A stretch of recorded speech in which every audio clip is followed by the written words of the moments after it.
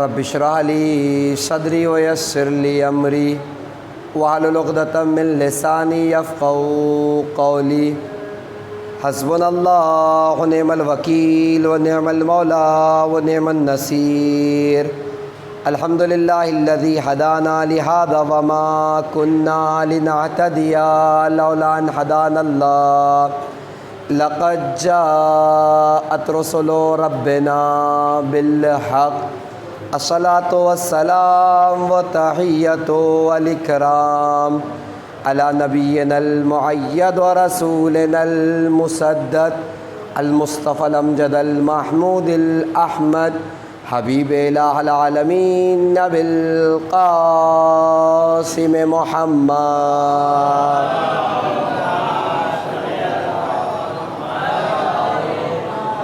وعلى آل بيته الطيبين الطاهرين المعصومين ولعنة الدائمة على أعدائهم ومعاندهم وظالمهم وغاصب حقوقهم ومنكري فضائلهم وشاكين فيهم أجمعين أما بعد فقد قال تبارك وتعالى في القرآن الكريم وفرقان الحميد بسم الله الرحمن الرحيم قل إن كنتم تحبون الله فاتبعوني صلاة محمد وعلى آله.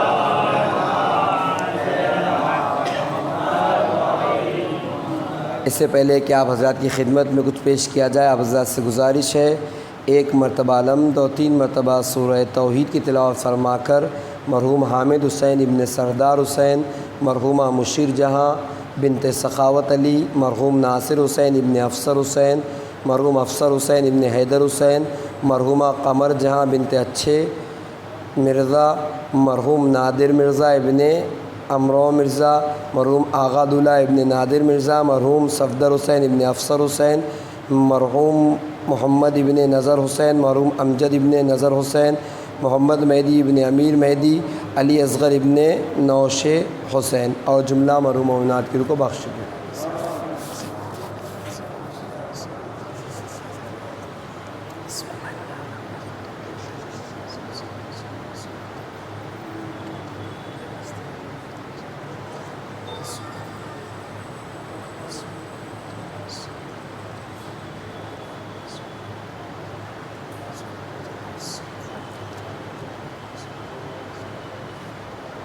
صلوات پر محمد وآل محمد۔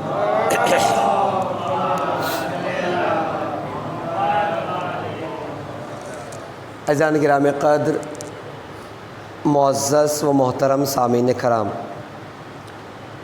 خمسہ مجالس کی آج کی چوتھی مجلس جو شخصیت سرکار وفا کے عنوان سے آپ کی خدمت میں پیش کی جا رہی ہے، اور ہماری گزارشات اگر آپ کے اذہان عالیہ میں محفوظ ہوگی تو کل آپ کی خدمت میں سرکار وفا کی شجاعت کا تذکرہ کیا تھا، اور گفتگو یہاں تمام ہوئی تھی کہ جذبات کے دھاروں میں بہہ کر تلوار چلانے کا نام شجاعت نہیں ہے، بلکہ قول امام کی اطاعت کرتے ہوئے حملہ کرنے کا نام شجاعت ہے۔ اور میں یہ بات بھی پیش کی تھی کہ جس عباس نے شجاعت کو علی سے میراث میں لیا تھا، اسی عباس نے صبر کو بھی بابا علی سے پایا تھا۔ جو عباس تلوار چلانے کا دھنی تھا، وہ عباس اپنے قول آقا کے قول کا مطیع اور فرما بردار بھی تھا۔ کل گفتگو یہاں تک ہوئی تھی اور آپ نے واہ واہ بھی کی اور سنا بھی۔ آج تھوڑی سی گفتگو ہو سکتا ہے تھوڑی سی خشک اور سخت ہو، لیکن ثمر آور گفتگو ہے جس کی طرف ہمیں توجہ دینے کی ضرورت ہے کہ ہم اخلاق، کردار اور شخصیت سرکار وفا سے کیا لے سکتے ہیں۔ یاد رکھیے، انسان کی جو حیثیت ہوتی ہے وہ اس کے کردار اور صفات کی بنا پر ہوتی ہے۔ یہی انسان کا کردار ہے جو انسان کو آسمان کی بلندیوں تک لے کر جاتا ہے، اور یہی انسان کا وہ کردار ہے جو انسان کو زمین کی پستیوں تک پہنچا دیتا ہے۔ تو بلندی ہے تو اسی کردار سے، اور پستی نصیب ہوتی ہے تو اسی کردار سے، یا یوں کہوں خدا کی بارگاہ میں مقرب بنتا ہے بندہ تو اسی کردار اور انہی صفات کی بنا پر، اور مردود بارگاہ خداوندی ہو جاتا ہے تو انہی صفات اور کردار کی بنا پر عزیزان گرامی۔ یہ بات مسلم ہے، اور یاد رکھیے نہ اتنا بلکہ یہ کردار اور صفات وہ ہوتے ہیں جو انسان کو مرنے کے بعد بھی زندہ اور سلامت رکھتے ہیں عزیزان گرامی۔ کتنی ایسی شخصیتیں ہیں جو آج کائنات میں ہمارے سامنے نہیں ہے لیکن ان کے کردار کی بنا پر زندہ ہے، ان کے صفات کی بنا پر زندہ ہے۔ نہ حسب کسی کو زندہ رکھتا ہے، نہ نسب کسی کو زندہ رکھتا ہے، نہ مذہب کسی کو زندگی عطا کرتا ہے، نہ ملت کسی کو زندگی عطا کرتی ہے۔ اگر کوئی چیز زندگی عطا کرتی ہے تو وہ انسان کا کردار اور اس کے صفات ہوتے ہیں جو زندگی عطا کرتے ہیں۔ اسی لیے امیر کائنات حضرت علی ابن ابی طالب علیہ السلام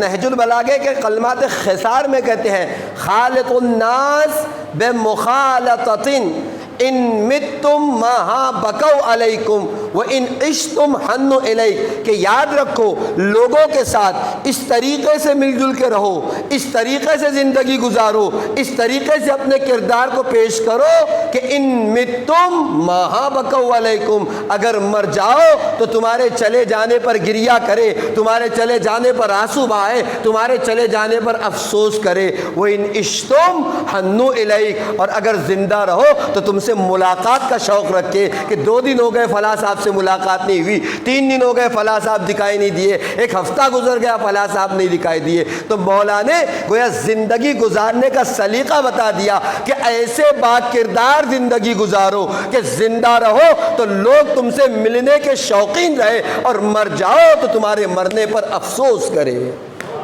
آنسو بہائے۔ کتنا اچھا تھا جو ہمارے درمیان سے چلا گیا، کیا صفات کا مالک تھا، کیا خوبیاں تھی۔ ایسا نہ ہو کہ خدا نہ خواستہ اگر اچھا ہوا بڑی اذیت تھی، پڑوسی کہہ رہا ہو، اچھا ہوا بڑی تکلیف تھی، نہیں، مولا کہتے ایسے گزارو کہ مر جاؤ تو لوگ آنسوؤں کا نذرانہ پیش کرے۔ کتنا اچھا تھا۔ کب ہوگا یہ؟ جب انسان اچھے کردار کے ساتھ صفات حمیدہ کا مالک ہو جائے عزیزان گرامی۔ ایسا نہ ہو کہ عزیزان گرامی چلے جائے اور لوگ خوشی منائیں، غم منائیں، اور زندہ رہو۔ مولا کہتے تو ایسے کہ لوگ کہیں فلاں صاحب ہو گئے 2 دن سے دکھائی نہیں دیے، 3 دن ہو گئے فلاں صاحب سے ملاقات نہیں۔ کیوں؟ کہ آپ کے کردار نے ان کے مزاج میں، ان کے ضمیر میں آپ کی محبت پیدا کر دی ہے، وہ آپ کی زیارت کے شوقین ہیں کہ کیوں نہیں دکھائی دی، اس لیے کہ آپ کے کردار نے ان پر یہ اثر کیا ہے۔ تو انسان مرنے کے بعد بھی اگر کسی صفت کی وجہ سے زندہ رہتا ہے تو اس کا کردار ہے، وہ اس کے صفات حمیدہ ہے جو مر جانے کے بعد بھی انسان کو زندہ رکھتے ہیں۔ یہی وجہ ہے آج سرکار وفا کا تذکرہ خود اس بات کی دلیل ہے کہ آپ کا جو کردار اور آپ کے جو صفات ہمارے سامنے آئے، زمانے ختم ہو سکتے ہیں، ذکر وفا ختم نہیں ہو سکتا۔ کیوں؟ اس لیے کہ وفاداری کا درس ہی ایسے دیا۔ اچھا ہم صرف کہتے ہیں کہ سرکار وفا ہے، لیکن کبھی آپ نے غور کیا متعدد مقامات پر وفا، اور ایسے وقت میں وفا کی کہ جہاں ہم اور آپ تصور نہیں کر سکتے۔ آپ دیکھیں جنگ تبوک ایک سخت جنگ ہے جہاں پانی کی شدت یعنی پیاس کی شدت بھی تھی، بھوک بھی لگی ہوئی تھی، اور مسافت بھی بہت زیادہ طویل تھی۔ اس پانی کے پیاس کے عالم میں اللہ کے رسول جنگ تبوک کے لیے جا رہے ہیں، درمیان میں پانی تقریباً ختم ہو گیا، نہیں کے برابر اللہ کے رسول کے پاس پانی موجود ہے، اور مسافت ابھی بہت زیادہ ہے۔ چلتے چلتے اللہ کے رسول ایک مقام پہ رکے، کہا ابو ذر کہاں ہے؟ کسی نے کہا مولا ابو ذر تو، یا رسول اللہ ابو ذر تو ہمارے ساتھ تھے لیکن فی الحال دکھائی نہیں۔ کسی نے کہا پچھڑ گئے ہوں گے۔ اللہ کے رسول نے کہا انتظار کرو، کہیں نہ کہیں ہم سے آ کے ملتے ہی ہوں گے۔ تاریخ نے لکھا، آپ جملہ دیکھیں، اللہ کے رسول انتظار کر رہے ہیں۔ نوبت کیا ہوئی؟ باری یہاں تک آئی کہ دور سے کسی کو آتے ہوئے دیکھا۔ عالم یہ ہے کہ پیر ڈگمگا رہے ہیں اور چلا رہا ہے۔ کسی نے کہا یا رسول اللہ جناب اباذر ہے، کہا میں نے تو کہا تھا کہ آئیں گے۔ اچھا آئے، اس شوق کے ساتھ آئے، اللہ کے رسول سے آ کے ملے کہ قدم رسول تک پہنچتے پہنچتے شدت پیاس کی بنا پر بے ہوش ہو کر زمین پہ گر گئے۔ ہوتا ہے جب آدمی کسی مقصد کے تحت چلتا ہے تو مقصد تک تو اپنے آپ کو پہنچا لیتا ہے، اس کے بعد پھر خود اصحاب حسینی، جو اصحاب حسینی سپر بنے ہوئے تھے نماز ظہر کے وقت، ہوا کیا؟ کیوں ایسا ہوا کہ سلام کہنے کے بعد شہید گرے؟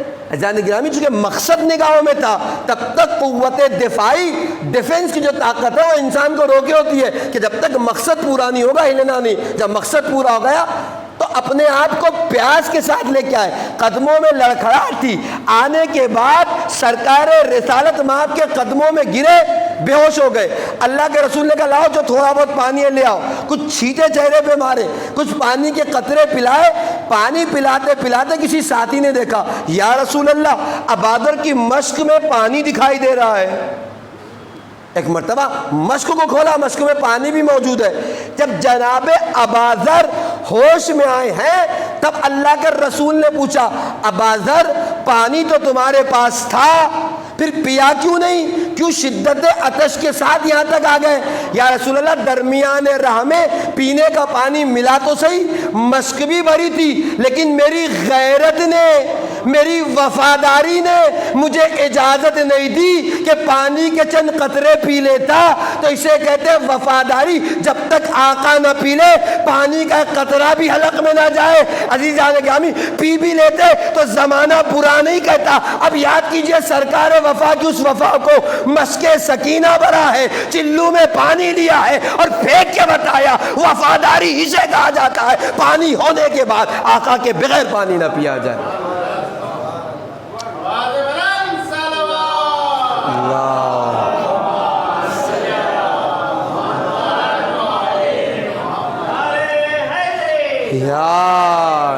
یہ ہے وفاداری جان گرامی، آپ غور کر رہے ہیں۔ لیکن یہ وفا آتی کب ہے؟ میں نے کہا کل آپ بہت واہ واہ کر چکے، آج صرف آپ مجھے بیٹھ کے سنیے، بحث خشک ہوگی، سخت ہوگی، لیکن نتیجے آور ہوگی کہ سرکار وفا کی زندگی سے کون سے دروس لے لیے جائے۔ اچھا یہ وفا آتی کب ہے؟ ہمارے پاس تین لفظیں ہیں، ایک ہے مساوات، ایک ہے عدل، ایک ہے مواسات۔ مساوات کے معنی کیا ہے؟ برابری کے، سب کو برابر سے دے دیا جائے، ہے نہیں؟ کمیونزم جب آیا تو اس نے مساوات کا ہی نعرہ لگایا، اور آج بھی لوگوں کو مساوات کے نام سے نعرے لگا لگا کے دھوکہ دیا جا رہا ہے نہیں؟ کہ مساوات، برابری برابری، جبکہ اسلام اس مساوات کا قائل نہیں جس مساوات کے نعرے لگائے جا رہے ہیں۔ اسلام تو مراتب کا خیال رکھتا ہے نہیں؟ اسلام تو رتبوں کا لحاظ کر کے کہتا ہے جو اعلیٰ ہے اس کا رتبہ بلند ہے، جو ابتر ہے اس کا رتبہ کمتر ہے۔ ظاہر سی بات ہے اسلام نے ہر جگہ مساوات کی بات نہیں کی ہے۔ اسلام کہہ رہا ہے جو لوگ جانتے ہیں، جو لوگ نہیں جانتے کیا برابر ہو سکتے ہیں؟ جو مشرک ہے اور جو مومن ہے برابر ہو سکتے ہیں؟ نہیں ہو سکتے جان گرامی۔ تو اس مساوات کی دعوت اسلام نے نہیں دی، مگر یہ کہ حفظ مراتب کیے جائے۔ دوسرے مرحلے میں عدل ہے۔ عدل کے معنی کیا ہے؟ عدل کی تعریف علماء کہتے ہیں وضع الشیء فی محلہ، ہر چیز کو اس کی جگہ پر قرار دینے کا نام کیا عدل ہے۔ اگر کسی کے حق کو ہم نہ دے تو یہ ظلم ہو جاتا ہے عدل کے خلاف، آپ غور کریں۔ لیکن ہم کیا کرتے ہیں؟ مساوات کو اور عدل کو برابر سمجھتے ہیں۔ ہوتا کیا ہے جان گے؟ مساوات کا مطلب کیا؟ ایک کلاس میں 60 لوگ ہیں، سب کو 20 نمبر دے دیے گئے، یہ کیا ہے؟ مساوات ہے، برابر ہی ہے۔ لیکن عدل اس کا نام نہیں، عدل ایک الگ چیز ہے۔ جو بچہ پڑھ کے آیا ہے 19 نمبر کے لائق ہے اسے 20 میں سے 19 دیے جائے، جو 18 کے لائق ہے اسے 18 دیے جائے، جو 17 کے لائق ہے اسے 17 دیے جائے، سب کو برابر دے دیے جائے۔ تو مساوات تو ہو سکتا ہے، عدل نہیں، یہ عدل۔ لیکن اسلام نے جس چیز کی دعوت دی ہے وہ ہے مواسات۔ مواسات کے معنی کیا ہوتے ہیں؟ میں ضرورت مند ہوں، میں حقدار ہوں، لیکن اس کے باوجود میں کسی اور کو آگے بڑھائے دے رہا ہوں۔ ایک چیز ہے جس کی مجھے ضرورت ہے، لیکن اس کے باوجود اگر میرے سامنے میرا کوئی مومن بھائی ہے جو میرے طریقے سے ضرورت مند ہے تو اس صورت میں میں اپنے کو پیچھے کر کے اپنے بھائی کو مقدم کر دوں، اسے مواسات کہا جاتا ہے نہیں؟ جنگ بدر کے معرکے میں آپ آ کے دیکھیے 4-5 لوگ پڑے ہیں، نتیجہ کیا ہے؟ پانی کے قطرے کے محتاج ہے، جسے پانی مل جائے شاید زندگی مل جائے، پانی لے کر پہلے کے پاس گئے کہ مجھ سے زیادہ دوسرا پیاسا ہے، دوسرے کے پاس پہنچے کہ تیسرا پیاسا ہے، چوتھے تک گئے کہ چوتھا پیاسا ہے، چوتھا کہتا پہلا پیاسا ہے، نتیجہ کیا ہوا؟ جب دوبارہ پہلے کے پاس پلٹے تو پہلا شہید، دوسرے کے پاس پہنچے تو دوسرا شہید، تیسرے کے پاس پہنچے تو تیسرا بھی شہید، اور چوتھے کے پاس پہنچے تو چوتھا بھی شہید ہو گیا تھا۔ یعنی جس چیز کی اپنے کو ضرورت ہے، جس چیز کی مجھے ضرورت ہے، اس کے باوجود کسی مومن کو آگے بڑھا دوں، اسے کہتے ہیں مواسات، ہے نہیں؟ اسلام نے مساوات کا نعرہ نہیں، یہ تو مسلمان بھی نہیں جانتے، مواسات کا نعرہ لگایا۔ کیا مطلب؟ جس چیز کے تم ضرورت مند ہو اور کوئی اور مومن بھی اس کے برابر کا ضرورت مند ہے تو تم اپنے سے پہلے اس کو آگے بڑھا دو، یہ ہے مواسات۔ جب یہ مواسات کو اسلام نے عملی جامہ پہنانا شروع کیا تو پھر کیا ہوا؟ آقا اور غلام ایک ہی دسترخوان پر بیٹھے ہوئے دکھائی دیے، ہے نہیں؟ آقا اور غلام ایک ہی ساتھ چلتے ہوئے دکھائی دیے۔ کس معاشرے میں ایسا ہوتا ہے؟ آج بھی آپ بتائیے، ہم اور آپ بھی بتائیں کہ ہم اپنے غلاموں کے ساتھ کیا کرتے ہیں، اپنے نوکروں کے ساتھ ہمارا کردار کیا ہے؟ عزیزان گرامی، اسی کو تاریخ اسلام کہتے ہیں۔ اگر حقیقی معنوں میں یہ باتیں ہم تک پہنچ جائے تو بہت سے مسائل ہمارے یوں ہی حل ہو جائیں گے۔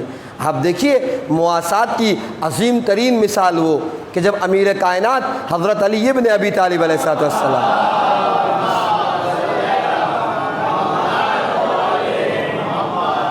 جناب قمبر کے ساتھ بازار میں چلے کیوں ہے؟ لباس خریدنے کے لیے، ہے نہیں؟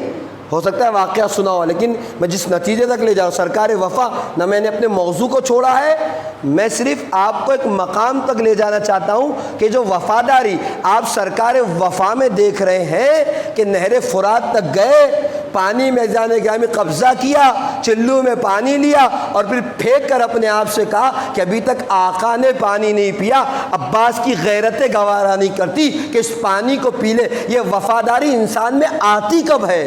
اس کے لیے اتنے مقدمے بنا رہا ہوں۔ میں نے کہا ہو سکتا ہے بحث سوکھی ہو جائے، ہو سکتا ہے اب اطمینان سے سنے واہ واہ نہ کرے، لیکن ایک بات آپ تک پہنچ جائے۔ ہوا کیا؟ جناب قمبر امیر کائنات، لباس خریدنے کی نوبت آئی، قمبر غلام ہے، خریدنے کی بات آئی تو کیا ہوا؟ اچھا والا لباس جناب قمبر کو دیا اور ہلکا والا لباس خود رکھا، ہے نہیں؟ اچھا قمبر بھی غلام تھے، کسی اور کے نہیں، امیر کائنات کی غلام کا مولا، میں غلام آپ آقا، یہ لباس آپ کو زیب دے گا، میں تو غلام ہوں، یہ لباس مجھے زیب دے گا۔ مواسات کی عظیم مثال پیش کر رہا ہوں۔ تو کیا کہا تھا امیر کائنات نے؟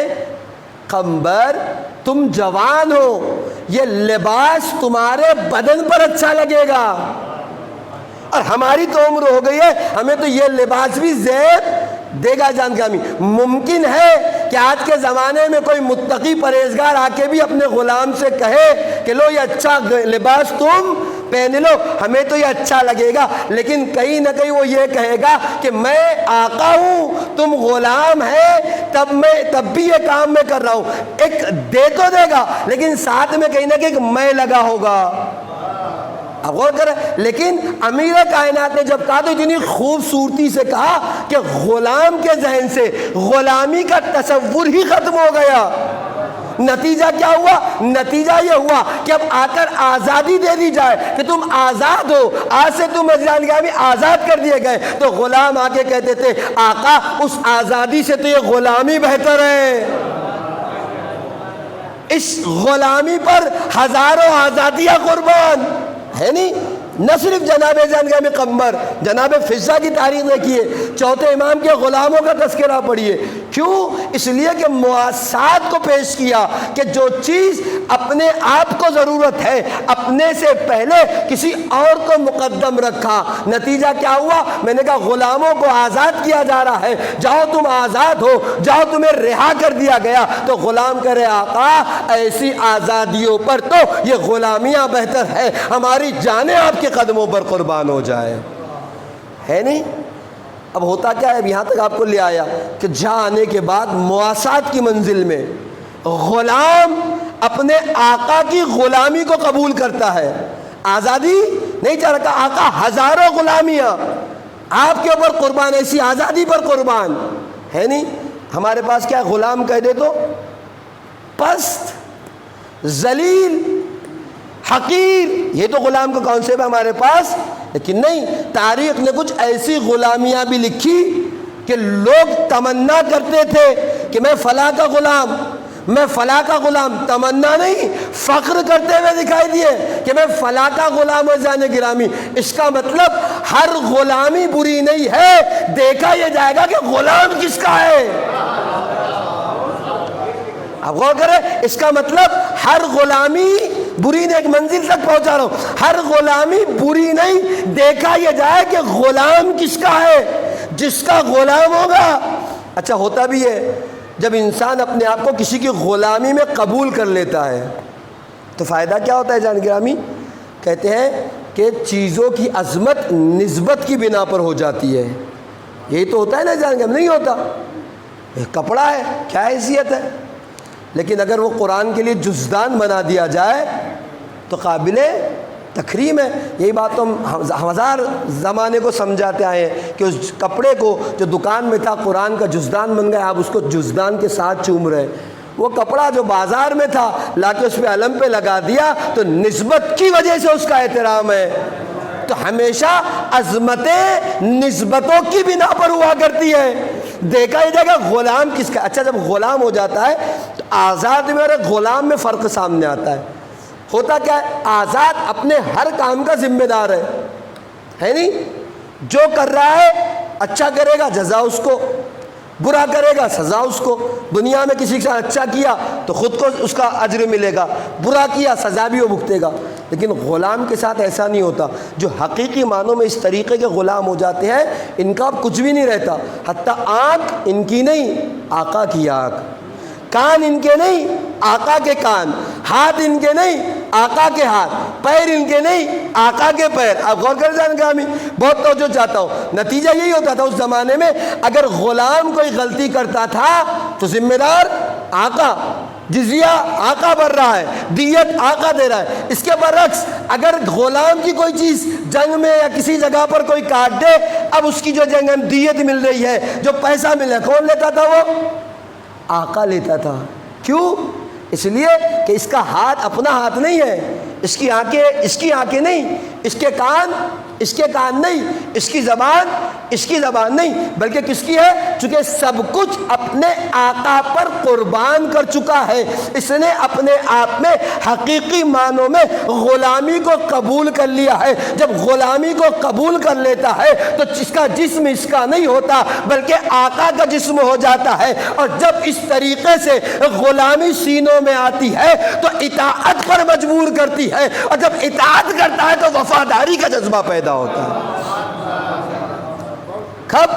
جب انسان حقیقی معنوں میں اپنے آپ کو غلام تصور کرنے لگے پھر یہی ہوگا. اگر یہ کام میں کروں، حقیقی معنوں میں سمجھ جاؤں کہ میں خدا کی بندگی میں ہوں، خدا کی عبدیت میں ہوں، تو کیا فرق پڑتا ہے مجھے کہ میرا 2 لاکھ روپے کا خمس نکلے یا 5 لاکھ کا؟ میرا ہے ہی نہیں، میرا مال خدا کا مال ہے، اس لیے کہ وہ آقا میں غلام. کیا فرق پڑتا ہے جان گرامی کہ میں میرے بچے کی جان راہ خدا میں، راہ دین میں قربان کر دوں؟ میری نہیں ہے، وہ تو امانت اس کی ہے۔ اس لیے کہ جب غلام حقیقی معنوں میں کسی کی غلامی کو قبول کرتا ہے تو اس کا مال اس کا نہیں رہتا بلکہ آقا کا ہو جاتا ہے۔ اب جو کچھ ہے میرے پاس اس کی امانتیں ہیں، مال لیا تو اس کی امانت، اولاد لی تو اس کی امانت، عبادت کر رہا ہوں تو اس کی امانت، آنکھیں استعمال کر رہا ہوں تو اس کی امانت۔ جو کچھ کروں گا سب خدا کے لیے ہوگا، اس لیے کہ اس کی امانت ہے، وہ مانگ رہا ہے۔ کب آتے ہیں جان گرامی؟ جب انسان حقیقی معنوں میں اپنے آپ کو غلام مان لے۔ ہمیں یہ ہوگا پیغمبر نے کیا کیا کہ مولا ایسی آزادی پر غلامی قربان۔ آپ غور کر رہے ہیں جب اس قسم کی غلامی ہوگی تو کیا ہوگا؟ وہی پیغمبر جو اس قسم سے اپنے آپ کو نچھاور کر رہے ہیں، کیا کبھی نافرمانی کریں گے اپنے مولا کی؟ خود سے قبول کیا، مولا تو کہہ رہا آزاد ہے جاؤ۔ کبھی ایسا ہوگا کہ اطاعت نہیں کریں گے؟ ہو ہی نہیں سکتا جان گرامی۔ اس لیے کہ کیا کیا، دل سے اس غلامی کو قبول کر لیا ہے۔ غور کریں، اور جان گرامی میں پہلے بھی مدرسہ امام حسن عشری میں کہا تھا کہ اگر امام کی امامت کو، ائمہ کی ولایت کو مانا ہے تو ہماری حیثیت غلاموں کی سی ہے۔ ہمارے آنکھ ہماری نہیں، کان ہمارے نہیں، ہاتھ ہمارے نہیں، پیر ہمارے نہیں۔ ہونا کیا چاہیے؟ ہاتھ اٹھے تو آقا کی اطاعت میں، پیر چلے تو آقا کی غلامی میں، آنکھیں دیکھے تو آقا کی اطاعت میں جان گرامی۔ اور جب اطاعت اس مرحلے پر پہنچتی ہے تب جا کر وفاداری کا جذبہ پیدا ہوتا ہے۔ پہلے مرحلے میں نے کہا کیا ہوگا؟ حقیقی معنوں میں عبدیت آنا چاہیے، ہے نہیں؟ اور میں نے کہا غلامی بری نہیں ہے، مگر دیکھا یہ جائے گا کہ کس کا غلام ہے۔ اب قرآن اٹھائیے، اللہ کے رسول کو قرآن نے کہیں بھی آزاد کہہ کے نہیں پکارا، جب بھی کہا غلام کہہ کے بلایا۔ سبحان الذی اسری بعبدہ من المسجد الحرام الی المسجد الاقصی۔ ساری تعریف پاک و پاکیزہ ہے وہ ذات جو اپنے بندے کو لے گیا، عبد یعنی بندہ یعنی غلام، اپنے بندے کو لے گیا، ہے نہیں؟ اس کے بعد ایک مقام پہ کہتا ہے کہ ساری تعریفیں اور سارا تقدس اس خدا کے لیے جس نے نزل الفرقان علی عبدہ، قرآن کو نازل کیا اپنے بندے پر۔ جان گرامی کیوں؟ اس لیے کہ خدا جانتا ہے کہ بندگی وہ معنی میں بندگی ہے کہ جہاں سب کچھ خدا کے لیے قربان کر دیا جائے۔ تو محمد کی ذات وہ ذات تھی جس نے خدا کی بندگی کو قبول کر لیا تھا، نہ خدا کو بندہ کہتے ہوئے برا لگ رہا تھا، نہ رسول اللہ کو سنتے ہوئے برا لگ رہا تھا۔ کیوں؟ اس لیے کہ حقیقی معنوں میں بندگی آ گئی تھی۔ آپ غور کریں، اور یہ بندگی وہ بندگی ہے جس کا تذکرہ قرآن نے کیا۔ لیکن ان تذکروں کو بھی تو سنیے کہ جہاں امیر کائنات کا رہنا عبد من عبید محمد صلی اللہ علیہ وآلہ وسلم۔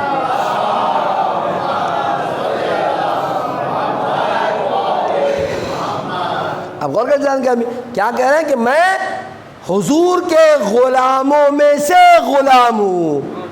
حضرات گرامی کیوں؟ اس لیے کہ یہ غلامی جب آتی ہے، یہ بندگی جب جائیں گے، غلامی جب آ جاتی ہے تو پھر اطاعت بھی ہوتی ہے، وفاداری کا جذبہ بھی پیدا ہوتا ہے۔ وہ کرے اسی لیے کہا نہیں اتنا کبھی سرکار رسالت ماپ کا اپنے آپ کو غلام کہا یا کبھی فخر کیا۔ الہی میری عزت کے لیے کافی ہے اکون لکا عبدن کہ میں تیرا غلام ہوں۔ کفا بعزن ان اکون لکا عبدا، اے پروردگارہ میری عزت کے لیے کافی ہے کہ میں تیرا بندہ ہوں، میں تیرا غلام ہوں، اور میرے فخر کے لیے کافی ہے کہ تو میرا رب ہے۔ یا میرے کائنات کے جان گرامی وہ جملے ہے دعا کے، اس میں مولا نے جملے کہے پروردگارہ میری عزت کے لیے کافی ہے۔ میں نے کہا ہر غلامی بری نہیں ہوتی، جو حقیقی معنوں میں مواسات کو دیکھتے ہوئے غلامی آ جائے جان گرامی، اس غلامی کی حیثیت ہی کچھ ہوتی ہے۔ اور اگر آقا خدا جیسا ہو تو کیا کہنا، امام علی کہہ رہے پروردگار میری عزت کے لیے کافی ہے کہ میں تیرا بندہ ہوں۔ تو اللہ کے رسول کو آپ نے ملاحظہ کیا، خدا کی بندگی۔ اس کے بعد امیر کائنات کو آپ نے دیکھا کہ کبھی خدا کی بندگی کا دعویٰ تو کبھی سرکار رسالت مآب کی غلامی کا دعویٰ۔ تو کبھی کربلا کا رخ کر کے دیکھیے، یا سرکار وفا کہہ رہے ہیں انا عبد من عبید الحسین، میں حسین کے غلاموں میں سے غلام ہوں۔ عزیزان گرامی کیا مطلب؟ غلامی راسخ آ گئی تھی، یوں آپ تھوڑی جانتے السلام علیکہ ایھا العبد الصالح المطیع للہ ولرسول۔ کیا مطلب عبد صالح کا؟ عبد کے معنی غلامی کے تو ہے، عبد کے معنی بندے کے ہے عزیزان گرامی، لیکن اگر بندہ عباس جیسا ہو اور آقا حسین جیسا ہو تو کیا کہنے اس غلامی کے، کیا کہنے اس اطاعت کے، کیا کہنے اس وفاداری کے عزیزان گرامی۔ عبد الصالح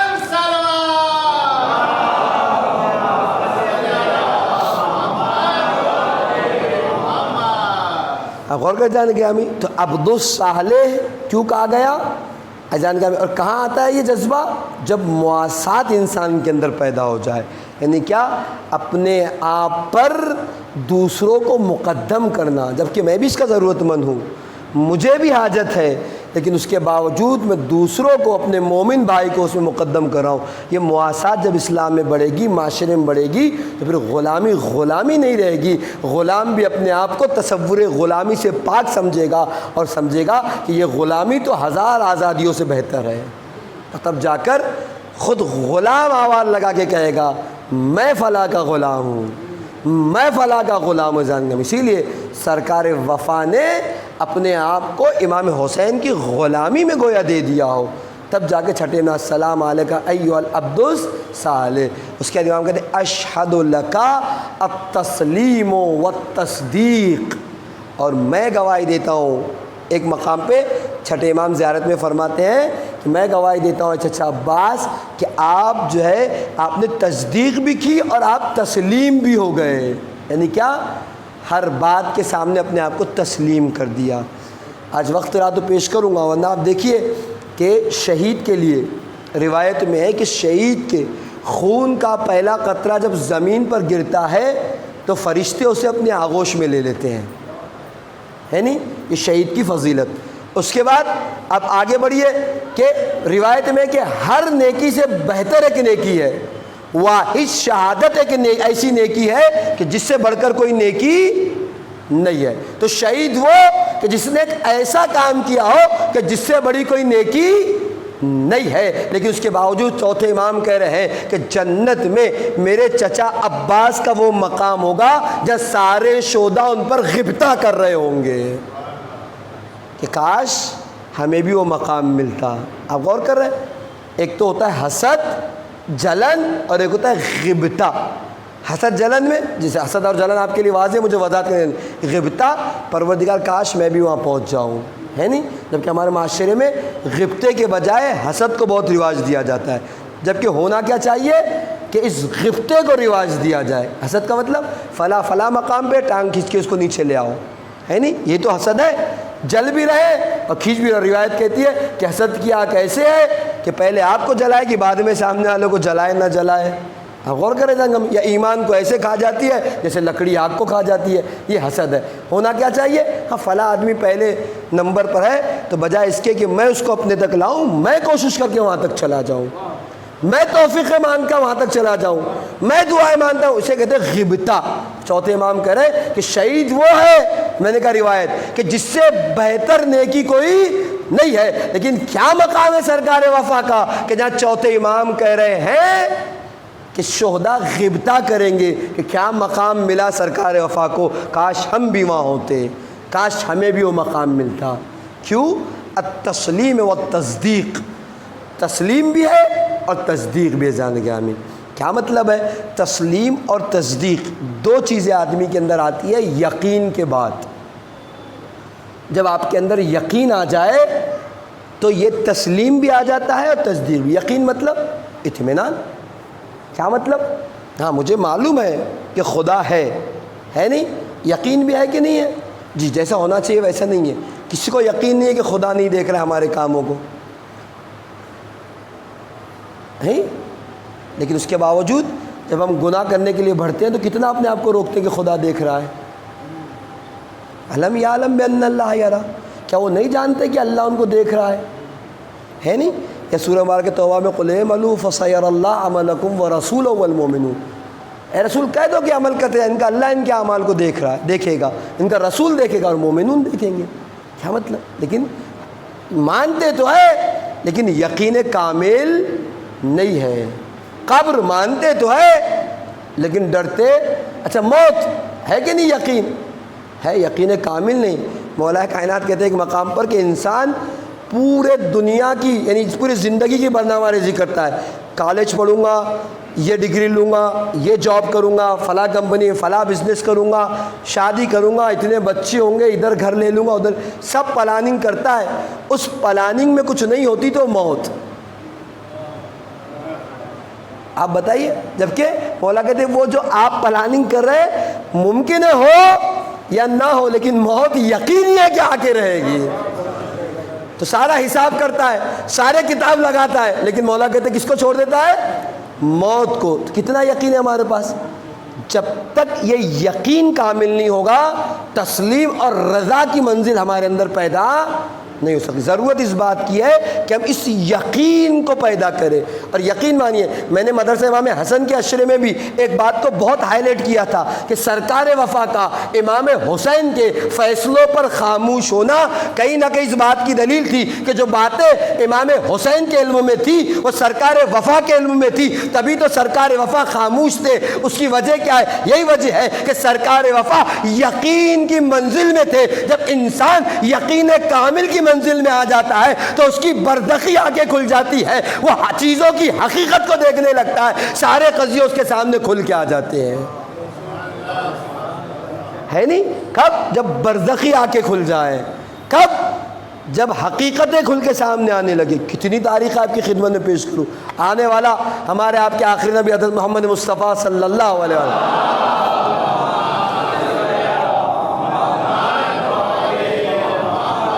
میں کہتا یا رسول اللہ آج میں نے اور ہماری دونوں بیٹیوں نے روزہ رکھا تھا، پتہ ہے اللہ کے رسول نے کیا کہا؟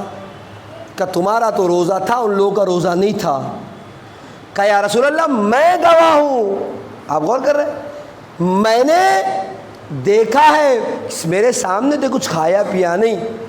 کہ جاؤ اور ان سے جا کے کہو کہ اپنے دانتوں کے بیچ میں جو گوشت پھنسا ہوا ہے اسے نکال کے دیکھیں کہ روزے سے ہے کہ نہیں ہے۔ نکالا ہے تو گوشت، کا یا رسول اللہ ماجرا کیا ہے؟ کہ پوچھو کس کی غیبت کر رہے تھے؟ یہ کب پتہ چلے گا کہ ہم گوشت کھا رہے ہیں مرے ہوئے بھائی کا؟ جب برزخی آنکھیں، جب یقین کی منزل میں آئیں گے تو برزخی آنکھیں کھل جاتی ہے نہیں؟ ایک نگاہ کسی بھی چیز پر ایک ہوتی ہے نگاہ سطحی، ایک نگاہ ہوتی ہے نگاہ دقیق۔ ابھی میں آپ سے پوچھوں گا پہاڑ کیا پوزیشن ہے پہاڑ کی؟ آپ کہیں گے 40 سال سے زندگی گزار رہے ہیں مولانا، جہاں تھا وہیں ہے۔ لیکن ان لوگوں سے جا کے پوچھئے جن کی نگاہ دقیق ہے اور یقینی ہے کہ پہاڑ کس طریقے سے گشت کر رہے ہیں، کس طریقے سے ہوا میں ٹہل رہے ہیں، کہ نگاہ دقیق ہے۔ کیوں؟ برزخی آنکھیں کھل جاتی ہے یقین کامل آنے کے بعد۔ کہ کس کی غیبت کر رہے تھے؟ کہاں فلاں کی غیبت کی تھی، کہ مرے ہوئے گوشت کا بھائی کا آیا، کیسا روزہ اور کیسا جانے گرامی ثواب۔ اور کریں کتنے رس کے آپ کی خدمت میں پیش کروں، وہ برزخی آنکھیں۔ جنگ خیبر کے بعد کا معرکہ آپ دیکھیں، خیبر ادھر فتح کی اللہ کے رسول نے، اصحاب رسول بھوک میں چور چور ہے۔ آنے والی عورت آگے تھی، یا رسول اللہ میں آپ کے لیے تحفہ لے آئی ہوں، ہے نہیں؟ کیا تھا تحفے میں؟ کباب بنا کے لائی تھی، بکرے کی ران کا کباب۔ اللہ کے رسول کے بازو میں ایک طرف امیر کائنات ایک صحابی ہے، ابھی اللہ کے رسول کچھ کہتے اس سے پہلے بڑھ کے اس نے ایک ٹکا کباب کا، بھوکا تھا، ایسے بھی کھانے پینے میں تو یہ باتیں ہوتی ہے، اٹھا لیا۔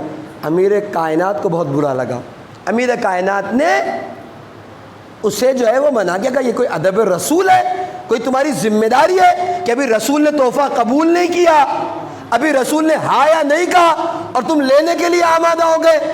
اب غور کیجئے جانے گرامی، برزخی آگے دیکھیں کہ جب انسان کا یقین کامل ہوتا ہے تو اشیاء کی حقیقتیں معلوم پڑنے لگ جاتی ہے، بجائے اس کے کہ مولا کائنات کی باتوں کو سنتا دوسرا تکا اٹھایا۔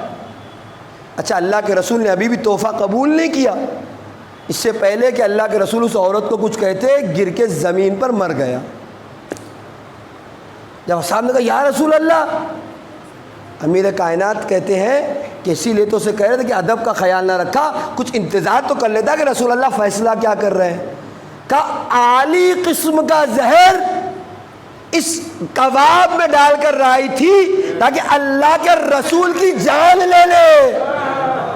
خیبر تو فتح ہو گیا تھا، یہودی تھی، سب کے سب مارے جا چکے تھے، کہ مر گئے لیکن اللہ کے رسول بھی زندہ نہ جانے پائے۔ تحفہ لے کے آئی تھی، اللہ کے رسول نے قبول نہیں کیا، لیکن اس زہر کے اثر سے یہ مر گیا۔ تب لوگوں کو حقیقت سمجھ میں آئی کہ رسول خدا کباب لینے میں تحمل کیوں کر رہے تھے، بھوکے تھے، جنگ کر کے آئے تھے، فتح ہوئی تھی، کھا لینا چاہیے تھا، لے لینا چاہیے تھا، لیکن نہیں۔ جب یقین کامل ہو تو برزخی آنکھیں روشن ہو جاتی ہے، چیزوں کی حقیقتیں پتہ چلنے لگتی ہے۔ اور ہوا کیا؟ جب اٹھا کے مدینے لے آئے، نماز کی نوبت آئی تو کہا علی کو بلاؤ۔ علی سے اس نے بدتمیزی کی تھی، جبکہ امیر کائنات بلایا گیا کہ رسول اللہ کہہ رہے ہیں کہ اس وقت تک نماز اور کفن اور دفن نہیں جب تک آپ اسے معاف نہ کر دیں۔ خیر امیر کائنات ہے، کریم ابن کریم، مولانا کا بڑا متقی تھا، نماز شب کا پابند تھا، لیکن اپنے آپ کو نہ روک سکا، اللہ کے رسول کے سامنے بے ادبی کی۔ میں اسے معاف کیے دیتا ہوں۔ آپ غور کر رہے ہیں؟ تو اب یہاں دیکھیے دو ہے، ایک رسول اللہ ہے، ایک امیر کائنات ہے نہیں؟ ہو سکتا ہے شاید بے ادبی سے زیادہ امیر کائنات کو اس غذا کے اثرات معلوم تھے، چونکہ جو برزخی آنکھیں وہاں روشن تھی وہ یہاں بھی تو روشن ہے۔ جان گرامی شاید اسی لیے منع کر رہے تھے، لیکن بجائے اس کے کہ خاموشی سے مولا کی مان لیتا، بحث کر کے اپنی جان سے ہاتھ دھو بیٹھا۔ ہوتا یقین کیا کہہ رہا ہے قرآن؟ یتیموں کا مال کھایا تو گویا پیٹ میں آگ بھری ہے نہیں؟ ہم تو مزے سے کھا رہے ہیں، ہمیں کیا لینا دینا ہے نہیں؟ کسی مومن کا مال کھایا تو یہ جو قرآن نے بعض چیزوں کے عذاب لکھے ہیں غیبت کے اور یہ کہا ہم نے تو کبھی دیکھا نہیں، ہم تو سوچتے ہیں ہاں ہوتا ہوگا، جب دیکھا جائے گا۔ نہیں، جب برزخی آنکھیں روشن ہوتی ہے، جب یقین کامل ہوتا ہے تو پھر اس کے اثرات، چیز کے اثرات ہمیں دکھائی دینے لگتے ہیں۔ اور نہ صرف ائمہ میں بلکہ بعض علماء میں بھی یہاں تک یہ بات لکھی گئی کہ خود غذا کے، چیزوں کے اثرات کو دیکھنے کی صلاحیت ان میں پیدا ہو گئی۔ کیوں؟ اس لیے کہ یقین کامل تھا۔ غور کریں جان گرامی، کتنے ایسے شیخ بہاؤالدین کا واقعہ ہے، انہیں کتنے تذکرے، بس وقت نہیں کہ سب کو پیش کروں۔ تو یہ یقین، جب یہ یقین آتا ہے، یقین آنے کا مطلب ہر چیز کی حقیقت ہمارے سامنے ہے۔ میں نے کہا تھا وہاں بھی کہ سرکار وفا کے علم کو اور یقین کو اسلام نے، اسی لیے خود امیر کائنات حضرت علی ابن ابی طالب علیہ السلام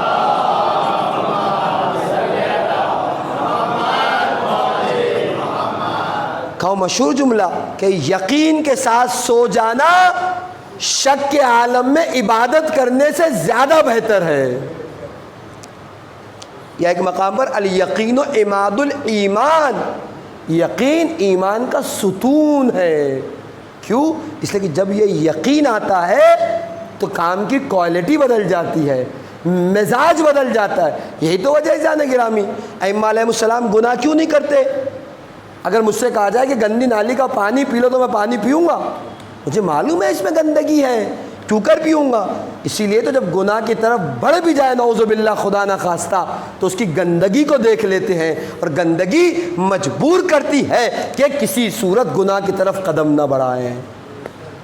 غور کر جان گرامی، اور جب یہ یقین آ جائے اور عصمت جان گرامی نہ بھی ہو تو پھر عصمتی کردار لگنے لگتا ہے، چاہے وہ سرکار وفا کا کردار ہو یا جناب زینب کا کردار ہو۔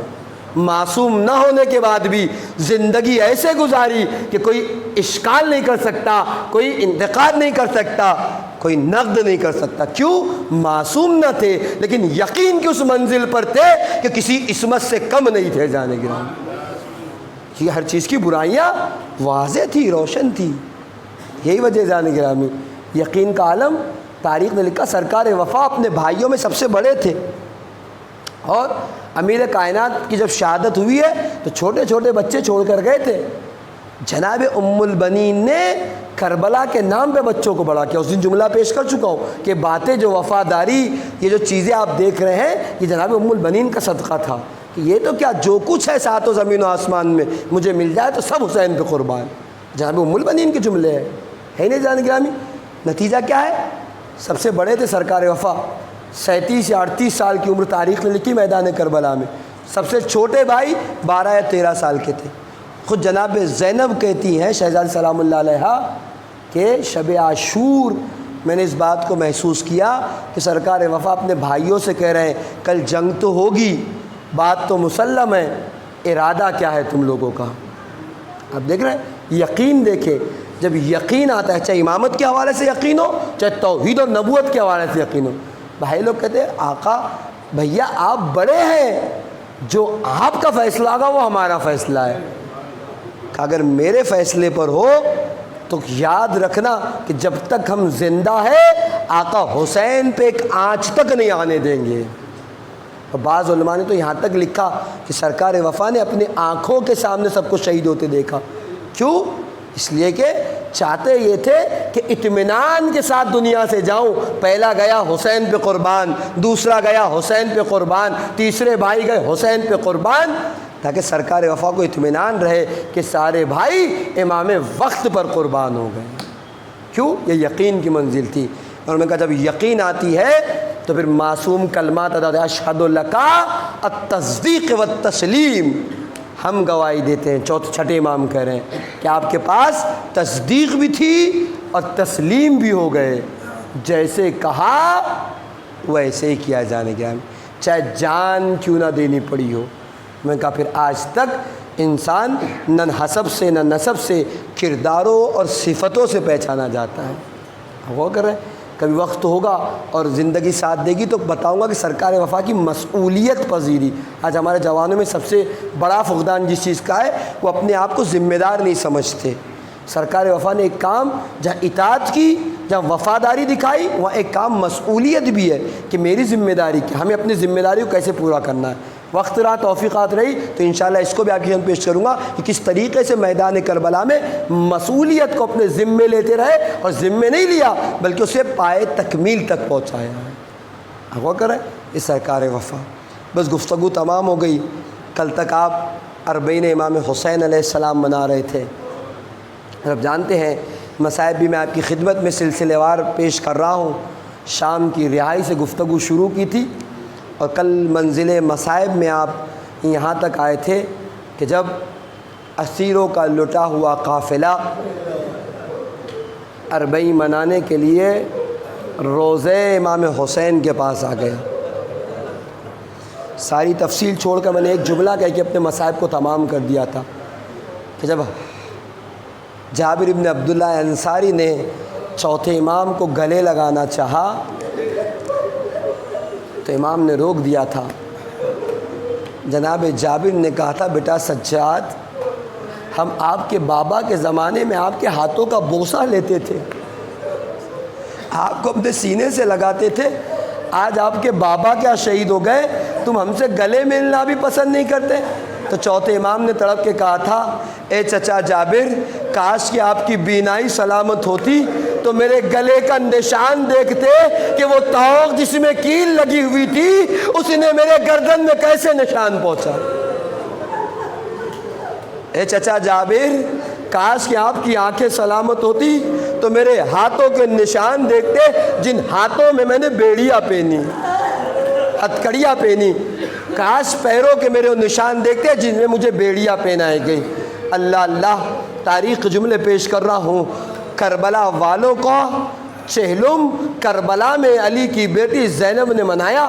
کل جملے کہے تھے کہ جب قبر امام حسین پہ شہزادی نے گرایا تھا نا تو کہا تھا بھیا آپ کے جانے کے بعد کوفہ کا بازار، شام کی راہیں، زندان شام ہر مصائب کو پیش کر چکی تو کہتے بھیا بہن زینب کو معاف کرنا، آپ کی امانت لے کر تو گئی تھی لیکن سکینہ کو واپس نہ لا سکی. جب اپنے بھائی پہ کچھ گریا کر چکی چوتھے امام کو قریب بلایا، بیٹا سید سجاد ذرا یہ تو بتاؤ یہ سرحان قبر کس کی ہے، یہ پایتی میں قبر کس کی؟ یہ گنجے شہیدہ میں کون؟ اتنا کہہ کے چوتھے امام بتاتے جاتے تھے پھوپھی اماں یہ کڑیل جوان علی اکبر کی خواب، کڑیل جوان علی اکبر کا ماتم کیا، گنجے شہیدہ میں یہاں قاسم کی لاش، حسین کے سینے پہ اصغر کا لاشا، ارے ایک ایک کر کے چوتھے امام بتاتے جاتے تھے، شہزادیاں گریہ کرتی جاتی تھی، بیویوں کا ماتم بپا تھا، کربلا میں غوغا تھا، جب سب پہ ایک ایک کر کے رو چکی بیویاں، شہزادی زینب کہتی ہے اے بیٹا سید سجاد سب کی قبریں بتا دی، میرے بھائی عباس کی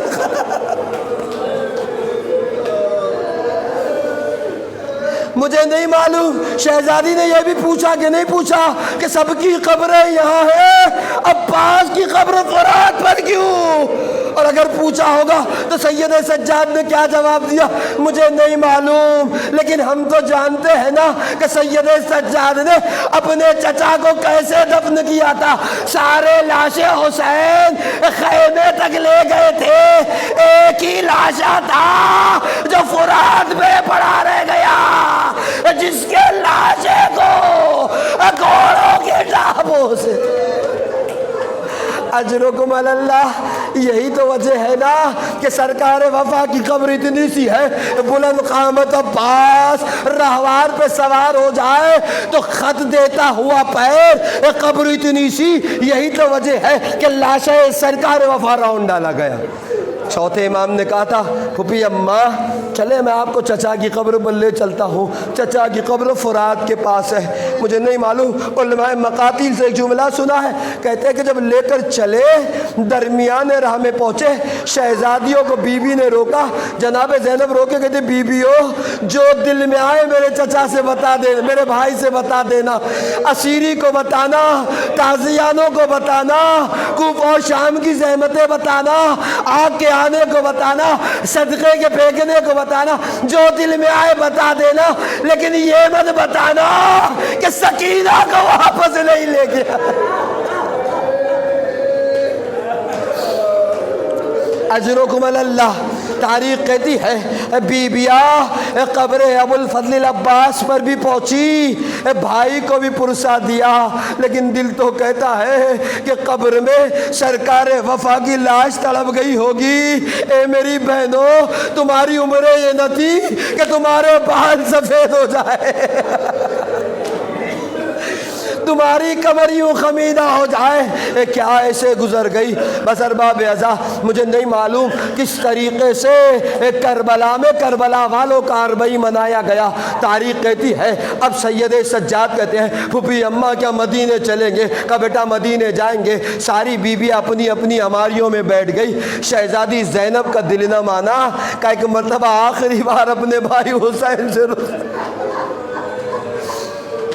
مقتل کہتا ہے ساری بیوی ہماریوں تک جا چکی، شہزادی زینب پلٹ کر بھائی کی قبر پر آئی تو کیا دیکھا؟ ایک بیوی ہے قبر حسین سے لپٹے ہوئے،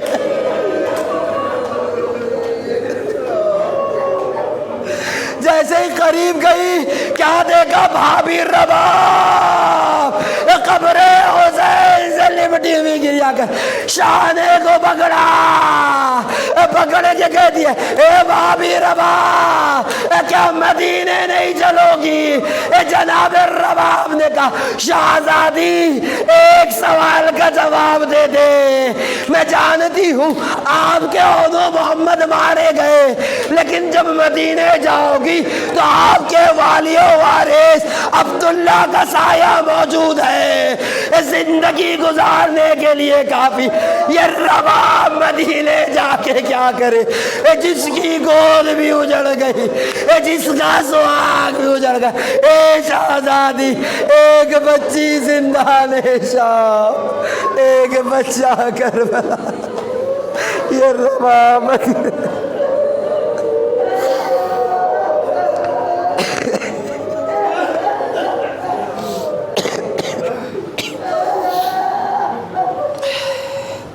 الا لعنۃ اللہ علی القوم الظالمین سیعلم الذین ظلموا ای منقلب ینقلبون الہی بحق ظہرا و ابیہا و بالہا و بنیہا سر المستودفیہ، پروردگار ہمارے آنسوں کو رومال شہزادی میں جگہ عنایت فرما، ہمارے آنسوں کو تسکین شہزادی کا ذریعہ قرار دے، قلب نازنین امام کو ہم سے راضی و خشنود فرما، امام کی دعاؤں میں ہمیں شامل حال فرما، حقیقی معنوں میں خدا کی بندگی کرنے کی توفیق کرامت فرما۔